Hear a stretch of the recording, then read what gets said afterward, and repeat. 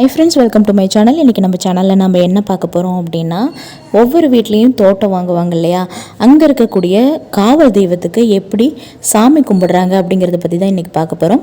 வாங்க வீடியோக்குள்ளே போய் பார்த்து தெரிஞ்சுக்கலாம். இது எங்கே எடுத்தது அப்படின்னு பார்த்துட்டிங்கன்னா, எங்கள் அம்மா அப்பாவோட தோட்டத்துக்கு, எங்களுக்கு தோட்டம் இல்லை, அவங்களுடைய தோட்டத்தில் எடுத்தது. அங்கே இருக்கக்கூடிய காவல் தெய்வத்துக்கு பூஜை போட்டாங்க. இந்த காவல் தெய்வத்துக்கு பூஜை போகிறதுனால என்னென்ன நன்மைகள் வரும் அப்படின்னு பார்த்துட்டிங்கன்னா, அந்த தோட்டத்தில் அடிக்கடி பாம்பு தொல்லைகள் இருக்குது, பூரா இந்த மாதிரியான விஷ ஜந்துக்கள் எல்லாம் இருக்கும் இல்லையா, அதை அடிக்கடி அங்கே வேலை செய்கிறவங்கள கடிச்சிடும். அதனால் நிறைய உயிர் பலி ஏற்படும். இந்த உயிர் பலியெல்லாம் ஏற்படாமல் இருக்கணும் அப்படிங்கிறதுக்காக அந்த கோவிலுக்கு நாம் வருஷம் ஆடு பலியாக கொடுப்போம். இந்த ஆடு பலியாக கொடுக்கறதுனால அந்த மாதிரியான விஷயங்கள் தடுக்கப்படும் அப்படிங்கிறது ஐதீகமாக நம்பப்படுது. அதனால தான் ஒவ்வொரு வருஷமும் இந்த காவல் தெய்வத்துக்கு நாம் பொங்கல் வச்சு கெடா வெட்டுறது ரொம்ப வழக்கமாக இருந்துட்டு வருது. இது இங்கே மட்டும் இல்லை, நிறைய இடத்துலையும் பழக்கத்தில் இருக்குது. இந்த காலத்தில் நிறைய இளைஞர்கள் காடு வாங்கணும், அந்த காட்டில் போய் நம்ம குடும்பத்தோடு சந்தோஷமாக இருக்கணும் அப்படிங்கிறத லட்சியமாகவே வச்சிட்ருக்காங்க. அங்கே அப்படியே காடு வாங்கினாலும் அங்கே இந்த மாதிரி விஷயங்களெல்லாம் கண்டிப்பாக செய்யணும். எந்த மாதிரி விஷயங்கள் செய்யணும் அப்படின்னு பார்த்துட்டிங்கன்னா, வருஷம் கண்டிப்பாக காவல் தெய்வத்துக்கு படையல் போட்டே தீரணும். அப்படி போடுறதுனால நம்ம காட்டில் வெள்ளாமையும் நல்லா விளைஞ்சு வரும், அதே மாதிரி விச ஜந்துக்களும் வராது அப்படிங்கிறது ஐதீகம். அந்த காட்டில் ஒன்று முனியப்பன் அப்படின்னு வச்சு வழிபடுவாங்க, கன்னிமார்கள் இருக்கும். இந்த மாதிரி தெய்வங்களை வணங்குறதன் மூலமாக அந்த காட்டில் இருக்கக்கூடிய வெள்ளாமை, அதாவது விளைச்சல் வரும்னு சொல்லுவாங்க இல்லையா, அது நல்லா விளைஞ்சு வரும். இந்த பூஜைக்கு யாரெல்லாம் கலந்துக்கலாம் அப்படின்னு பார்த்துட்டாங்கன்னா, நமக்கு விருப்பமானவங்க யாராக இருந்தாலும் அவங்கள கூப்பிட்டு இந்த பூஜையில் நம்ம கலந்துக்க வச்சுக்கலாம். அதே மாதிரி நாங்கள் எங்கள் ஃபேமிலி மட்டும்தான் கூப்பிட்டுக்கிட்டோம், மற்ற யாரையுமே கூப்பிடல. எக்ஸ்ட்ரா எங்கள் அத்தை மட்டும் வந்திருந்தாங்க. எப்போவுமே எங்கள் வீட்டில் எந்த ஃபங்க்ஷனாக இருந்தாலும் எங்கள் அப்பா எங்கள் அத்தை விட்டுட்டு செய்ய மாட்டார். ஏன்னா வீட்டில் இருக்கக்கூடிய பொண்ணுங்களை நம்ம எந்த அளவுக்கு கௌரவிக்கிறோமோ அந்த அளவுக்கு தான் நம்மளுடைய, அதாவது அந்த வீட்டில் இருக்கக்கூடிய ஆண்கள் நல்லா இருப்பாங்க அப்படிங்கிறது ஐதீகம். அதனால் எல்லா ஃபங்க்ஷன்லேயும் எங்கள் அத்தை இருப்பாங்க. அதுவும் இந்த எல்லோ கலர் சாரீ கட்டிகிட்டு இருக்காங்கல்ல, அவங்க தான் எங்கள் அத்தை. அவங்க எங்கள் அம்மா, இவர் எங்கள் அப்பா. எல்லாருமே ஒரு நாள் சந்தோஷமாக கொண்டாடுவோம். இன்றைக்கி எங்கள் ஊரில் பெரிய திருவிழா, அக்னிமாரியம்மன் திருவிழான்னு ஒரு பெரிய திருவிழா. அதில் எங்கள் ஊரில் நிறைய பேர் வெளிநாட்டில் வேலை செய்கிறாங்க. இருந்தாலும் இந்த திருவிழாவுக்கு கண்டிப்பாக எல்லாருமே கலந்துக்குவாங்க. அங்கே ஒரு பக்கம் திருவிழா நடந்துக்கிட்டு இருக்கு, இருந்தாலும் காட்டில் கண்டிப்பாக நாங்கள் இந்த முனியப்பனுக்கு சாமி கும்பிடணும் அப்படிங்கிறதுக்காக நாங்கள் எல்லாருமே இந்த காட்டு பக்கம் வந்துட்டு ஒரு 10 மணி அப்படிங்கும் போதெல்லாம் நாங்கள் அந்த கோவிலில் போய் கலந்துக்கிட்டோம். முதல்ல எல்லாமே அம்மா பொங்கல் வச்சாங்க. பொங்கல் வச்சு எல்லா சாமிக்கும் படைச்சு எல்லாம் பண்ணிகிட்ருக்காங்க. பூஜை போட்டாச்சு. அது மட்டும் இல்லாமல் அப்போது அந்த காலத்தில் ஒரு சிலர் இந்த முனியப்பனுக்கு கஞ்சா வச்சு சாராயம் வச்சு படைப்பாங்க. கஞ்சா மலைப்பகுதிக்கிட்ட போனால் மலைப்பகுதியில் இருக்கிறவங்கக்கிட்ட கேட்டால் கிடைக்கும். ஒரு சிலர் வச்சு படைப்பாங்க, ஒரு சிலர் கஞ்சா வைக்காமையும் படைப்பாங்க. ஏன்னா ஒரு சிலருக்கு கிடைக்காது இல்லையா, அதனால் அது வைக்காமையும் படைப்பாங்க. இந்த மாதிரி படைப்பாங்க. படைத்தா ஒரு நல்ல ஒரு பவர்ஃபுல்லுன்னு வச்சுக்கோங்களேன்.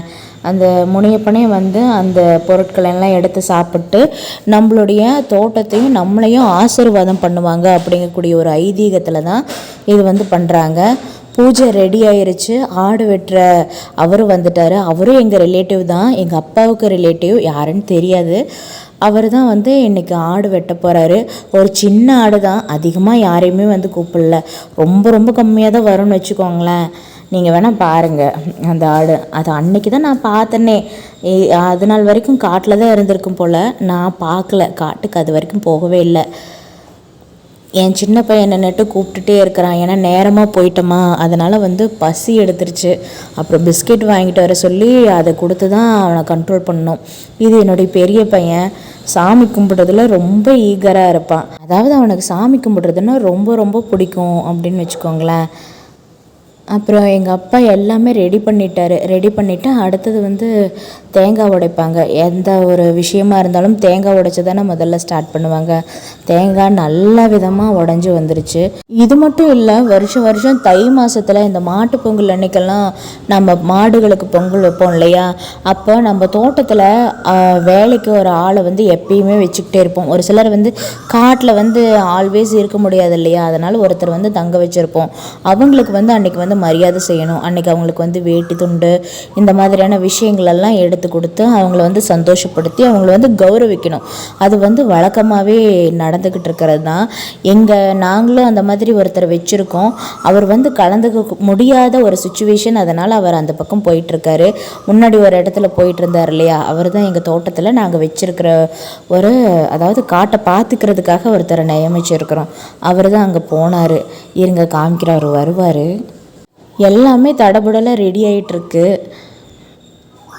உண்மையாலுமே எங்கள் காட்டு பக்கம்லாம் போயிட்டோன்னு வச்சுக்கோங்களேன், அதாவது எங்கள் அம்மா வீட்டு காட்டு பக்கம்லாம் போயிட்டோன்னா உண்மையாலுமே அவ்வளோ அமைதியாக அவ்வளோ சந்தோஷமாக இருக்கும் வாழ்க்கையில். உண்மையாலுமேங்க அட்லீஸ்ட் ஒரு 3 ஏக்கராவது வாங்கி ஃபேமிலியோடு போய் அங்கே ஸ்பெண்ட் பண்ணணும் அப்படிங்கக்கூடிய ஒரு லட்சியமே எனக்கு இருக்குது. எனக்கு மட்டும் இல்லை, நிறைய பேர் இந்த காலத்தில் எல்லாருமே தோட்டம் வாங்கணும் அப்படிங்கக்கூடிய ஒரு வெறியோடவே இருக்கிறாங்க அப்படின்னே சொல்ல முடியும். எல்லோரும் சாமி கும்பிடுறாங்க. நாங்களும் நல்லா சாமி கும்பிட்டோம். ஆனால் நான் வீடியோ எடுத்துகிட்டு இருந்தேன். கண்டிப்பாக இதெல்லாம் உங்ககிட்ட ஷேர் பண்ணிக்கணும், இந்த மாதிரி விஷயங்களெல்லாம் சொல்லணும். நிறைய பேருக்கு தெரியாது இல்லையா, பெரியவங்க அவங்க வீட்டிலே இருக்க மாட்டாங்க, என்ன பண்ணணும் ஏது பண்ணணும். நிறைய பேர் காட்டில் வந்து பாம்பு வந்து இந்த மாதிரி விஷக்கடியால் இறந்துருப்பாங்க. அது காரணம் என்ன, அது வராமல் எப்படி தடுக்கலாம் அப்படிங்கிறதெல்லாம் ஒரு சிலருக்கு வந்து தெரியாது.